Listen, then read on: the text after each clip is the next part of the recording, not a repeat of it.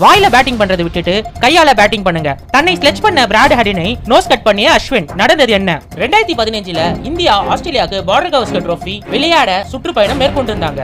4 match கொண்ட test சீரிஸ்ல Australia தான் லீடிங்ல இருந்தாங்க 2-0 சொல்லி. அப்போ 4th டெஸ்ட் மேட்ச் சிட்னில நடந்தது. ஆஸ்திரேலியா ஃபர்ஸ்ட் இன்னிங்ஸ்ல 600 ரன் கிட்ட ஸ்கோர் பண்ணிருந்தாங்க. அடுத்து ஆடிய இந்தியா சீக்கிரமாவே விக்கெட் இழந்துட்டாங்க. டைலாண்டரா விளையாட வந்த அஸ்வின் ஸ்டெடியா ஆடினாரு.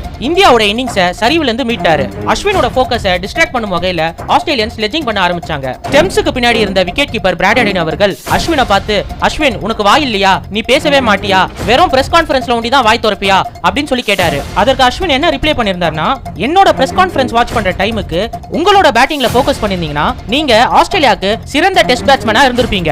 அதிகமா வாய் பேசி உங்களோட பேட்டிங் ஆவரேஜ் ட்ரைலாண்டர் மிச்சல் ஜான்சனோட மோசமாவே இருக்கு. உங்களோட அவரே பரவாயில்ல சூப்பரா பேட்டிங் பண்றாரு இந்த சீரிஸ்ல. வாயில பேட்டிங் பண்றதை விட்டுட்டு கையில பேட்டிங் பண்ணுங்க, உங்களோட டெஸ்ட் ஃபியூச்சர் நல்லா இருக்கும் அப்படின்னு சொல்லி கெத்தா அஸ்வின் அவர்கள் பிராட் ஹாடினை நோஸ் கட் பண்ணாருங்க.